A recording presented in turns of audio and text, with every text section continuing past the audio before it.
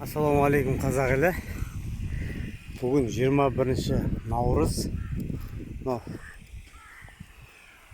Алғаш насозымызды қосып өңімізді суарып жатырмыз.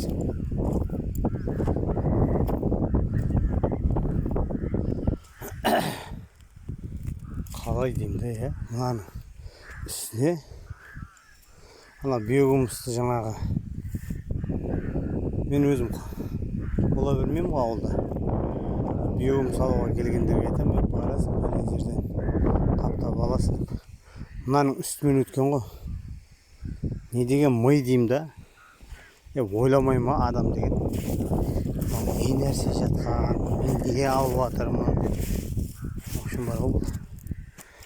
Қоя берсейші бұл.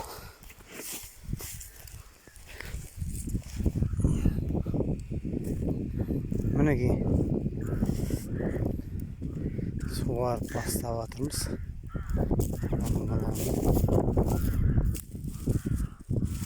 Шамалы тұрсын бір сағатты. Қойған жәшіктерімізге кеше бір су құйып шықтық. Үстінен кешке дейін тұрсын, кешке жақын уже аламыз. Осыған дейін кірген құрттар жетеді. Оны алғаннан кейін оны мынандай қылып, оның арасын бәрі әлі құрт. Шербак жететінің арасында.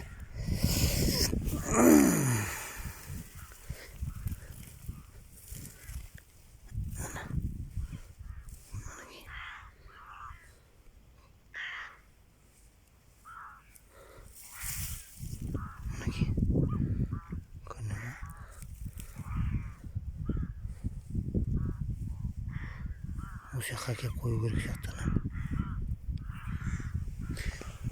Бәбетке қарай лақтырып жүрміз.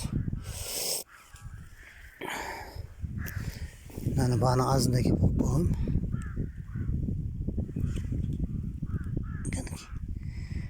Біреу ғана жүрген жақта. Бұны кіргізейік, алып бұлайға қарай лақтырып жүрейік.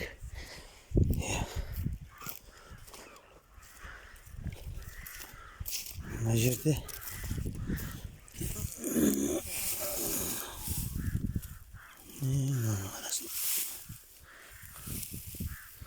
құрттарын көре қойын дедім ба, шөп шығып отыр ғой бізде.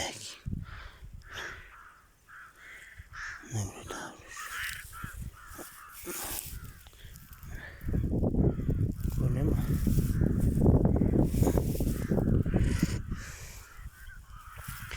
Құрттар шүкір жақсы кіріп жатыр. Міне.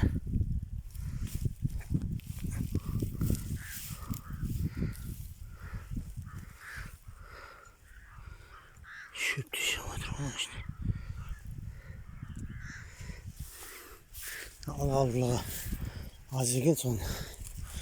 Мына бұрттың ана кешегі биогумусты жинап қойған шет жағына қарай шлангын шығарып қойдым. Мына жерден ылғалы жақсы болса ар жақтан бері қарай өздері өте береді. Мынаның ішінде миллиард құрт бар әлі. Мына араға кіру керек қой оның бәрі.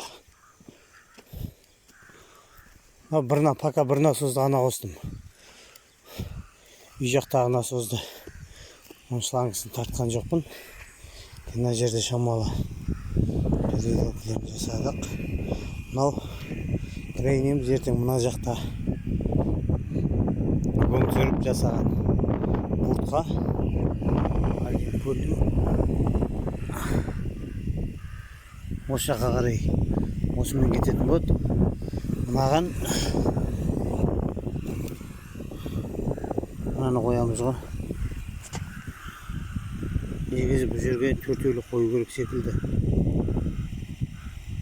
Бұны қоймау керек, бұл жерге төртеулі қою керек. Өйткені мынадан ары қарай тағы бір мынау крайникті әдейі қойып қойдым. Ертең мына жерден үй жақтан келген су мынаған кетеді. Мынау оның шамасы келмесе, мына крайникті ашып, мына екінші насозды қосқан кезде екеуінің күші жететін болады деп сөйтіп есептеп жатырмын. значит нарга төртөөлүк анандай төртөөлүк кою керек экен. Бирөөнү ары карай чыгарып берет. Ертең ана жакка картошка кеткен кезде тоникти со аргы боско апарып кою керек.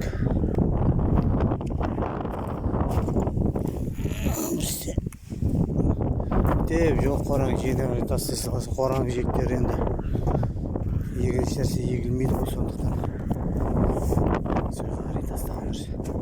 Мынау тоникті сол арғы бұрышына қарай қоятын шығармыз. Дәл ортадан күн шақырайып жүреді, анардан әйтеуір шамалы болса да көлеңкелеу болады ғой. Тоникті сол бұрышқа қарай қойып, тоникке сұлтып отырсақ, мына жер суаруға жетет. Құдай қаласа картошка капельныймен картошка ексек па деп жатырмын бұл жерге. Сосын кейін ар жағын көріп жатамыз тағы да. Қазір бір насос мына шетке, мынағанды ашық тұр.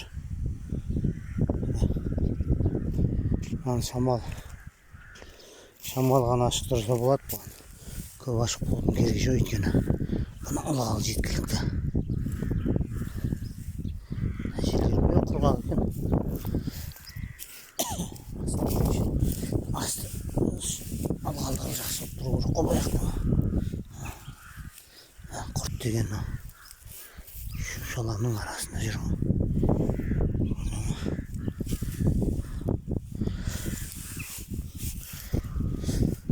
Біразға дейін көп қояқ, бұны тұра берсін. Шланга өзі осылай суаратын шланга. Бұны мен қыста жинаған жоқпын, қыстай жақты.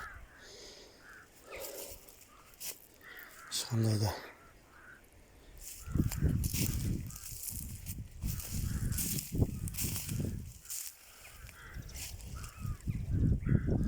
әлі толған жоқ.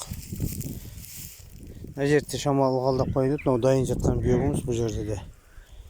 Бұны бір ылғалдап алмасаң, ішінде қаншама кокондары бар, жұмыртқалары. Солар өзінің мезгілі келген кезде жарып шығады. Ылғал болса, жарып шыққаннан кейін бері қарай көнге қарай өтеді. Мына құрт деген мына коконнан шыққан майда-майда құрттар. Көресіздер ғой. Мелкий. Осылардың барлығы не істейді? Бұларға мына бетке қарай көшеді ғой.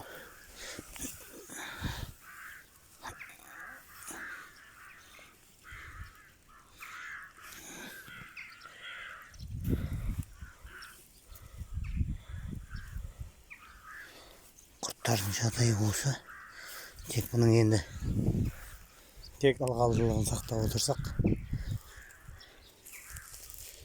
соның өзі жетеді бізге.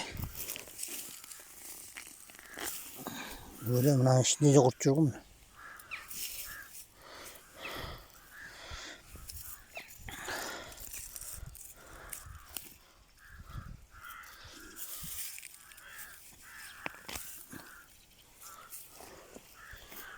Жиектеріне де құрт келе береді екен ғой. Ал әр қазақ бай болсын. Ассаламу алейкум. Аман болыңыздар.